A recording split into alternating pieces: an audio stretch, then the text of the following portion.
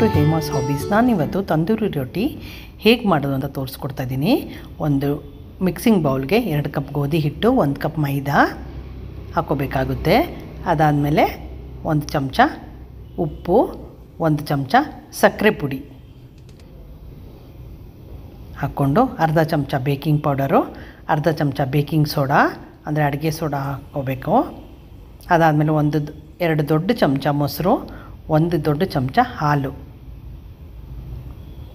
ಆಮೇಲೆ 1 ದೊಡ್ಡ ಚಮಚ ಎಣ್ಣೆ ಹಾಕ್ಕೊಂಡು ಇದೆಲ್ಲ ಹಾಗೆ ಒಂದು ಸತಿ ಮಿಕ್ಸ್ ಮಾಡ್ಕೊಂಬಿಡಿ.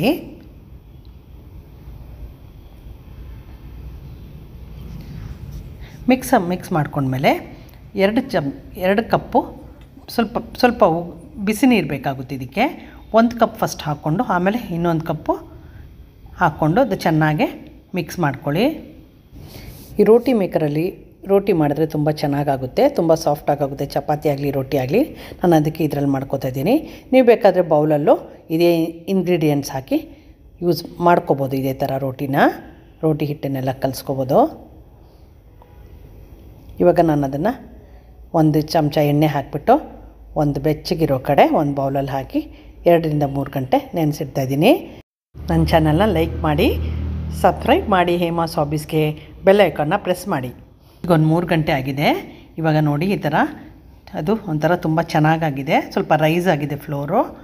ಆಮೇಲೆ ಅದನ್ನು ಸ್ವಲ್ಪ ಉಂಡೆಗಳು ಮಾಡ್ಕೊಳ್ಳಿ. ಸ್ವಲ್ಪ ಚಪಾತಿಗಿಂತ ಒಂದು ಸ್ವಲ್ಪ ದೊಡ್ಡ ಉಂಡೆ ಮಾಡ್ಕೋಬೇಕಾಗುತ್ತೆ.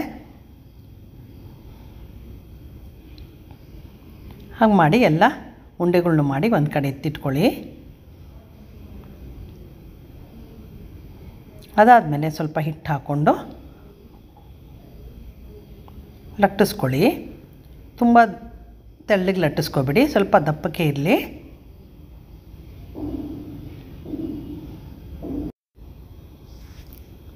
ಇದಾದಮೇಲೆ ಒಂದು ಸ್ವಲ್ಪ ನೀರನ್ನು ಅದ್ರ ಮೇಲೆ ಸವರ್ಕೊಳ್ಳಿ. ಆ ನೀರು ಸವರ್ಕೊಂಡಿರೋದನ್ನು ಕಾವಲಿ ಮೇಲೆ ಹಾಕಿ ಬೇಯಕ್ಕೆ ಬಿಡಿ. ಅದನ್ನು ಹಾಕಿದ್ಮೇಲೆ ಈ ಥರ ಬಬಲ್ಸ್ ಬರೋಕ್ಕೆ ಶುರು ಆದಾಗ ಮೇಲ್ಗಡೆ ಆ ಕಾವಲಿನ ಉಲ್ಟಾ ಮಾಡಬೇಕು.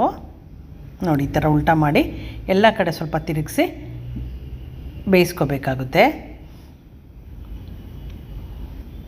ನೋಡಿ ಇವಾಗ ಆಗಿದೆ, ಎಷ್ಟು ಚೆನ್ನಾಗಾಗಿದೆ. ಹೋಟೆಲೆಲ್ಲ ಕೊಡ್ತಾರಲ್ಲ ರೋಟಿ, ನಾನೆಲ್ಲ ಇದೇ ಥರ ಇನ್ನೊಂದು ಮಾಡೋದು ತೋರಿಸ್ಕೊಡ್ತಾಯಿದ್ದೀನಿ ನಾನಿವಾಗ. ಅದೇ ಥರ ನೋಡಿ ನೀರು ಸವರ್ಕೊಂಡ್ಬಿಟ್ಟು ಆ ಪೋರ್ಷನ್ನ ಕಾವಲಿ ಮೇಲೆ ಹಾಕ್ಕೋಬೇಕಾಗುತ್ತೆ, ತವಾ ಮೇಲೆ. ಆಮೇಲೆ ತಿರುಗಿಸ್ಬಿಟ್ಟು ಬಬಲ್ಸ್ ಎಲ್ಲ ಚೆನ್ನಾಗಿ ಬರಬೇಕು ಮೇಲ್ಗಡೆ. ಆವಾಗ ಈ ಥರ ತಿರುಗಿಸ್ಬಿಟ್ಟು ಚೆನ್ನಾಗಿ ಸುತ್ತ ಬೇಯಿಸ್ಕೊಳ್ಳಿ.